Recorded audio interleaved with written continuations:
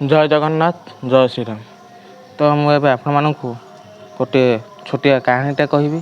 गोटे छोटिया कथा कि से छोटिया कहानी मध्यम आपण जीवन बहुत गुरुत्वपूर्ण शिक्षा रही जोटा आपण निहाती जरूरी, जोटा आपण जीवन गोटे बहुत बड़ अमूल्य शिक्षा जहाँ को आपण शुणा निहाती दरकार।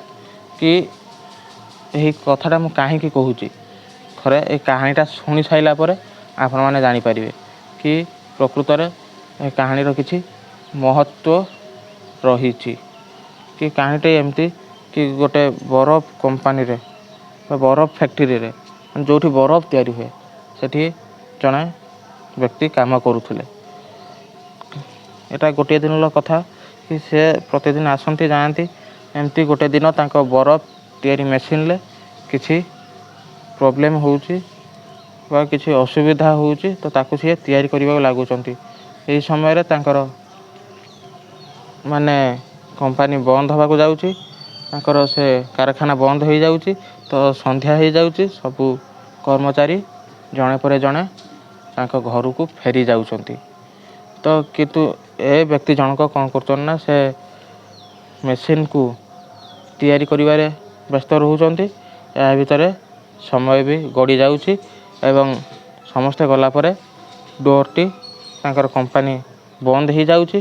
किंतु से व्यक्ति जनक से कंपानी भितर से कारखाना भितर रही जाउछंती।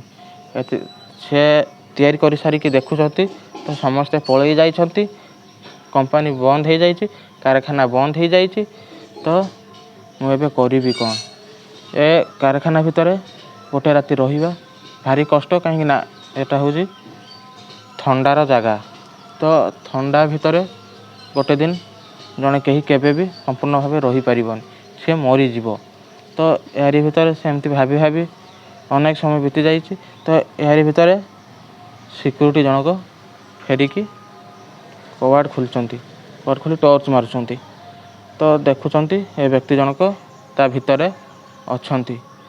सेठी ए व्यक्ति जनक जो सिक्यूरीटी को देखी देखिकी संगे संगे कहते कि तुम्हें केमती जान लो मुझे भितर अच्छी बोली। तो सिक्यूरीटी जनक ये कहते कि तुम्हें प्रत्येक दिन आइला बेले हाय गला बेले बाय करूल, तुम्हें आइला बेले हाय कर गला बेले आउ बाय कहन। तो मो मन को गोटे कौन भावना आसला कि से व्यक्ति जनकर किसी तो असुविधा हो जाइनी, तो से व्यक्ति जनकर किसी हैरान पड़ी ना। तो आसी से आसिक चेक करूली तो देखला बेलू आप या भितर रही जाइछंती। तो ये कहबार कथा या कि यही छोटिया छोटिया सम्मान हुए तो क्या जीवन भी बंचे दे पारे। तो आम तो क्या किसी दे पारानी, तो ये छोटिया छोटिया सम्मान तो आम क्या दे पारिबा। तो ये छोटिया छोटिया सम्मान, ये छोटिया छोटिया कथा हुए तो आम जीवन को बहुत बड़ विपदरू बंचे दे पारे।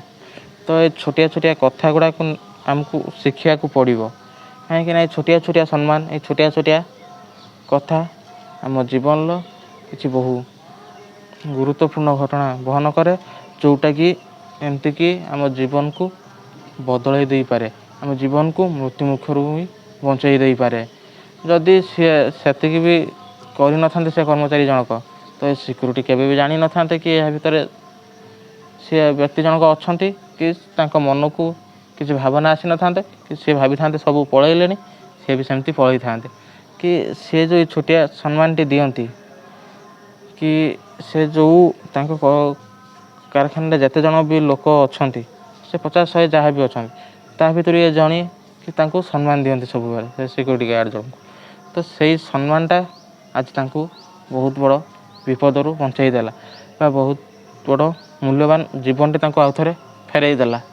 तो ये मुझे कहवाई चाहे कि सब बेले से जी भी हो, जिते बड़ छोट लोकटे हो कि छोटिया छुआटे हो, तो समस्त को सब बेले सम्मान देवा उचित, जो सम्मान हुए तो आप जीवन भी बदल दे पारे।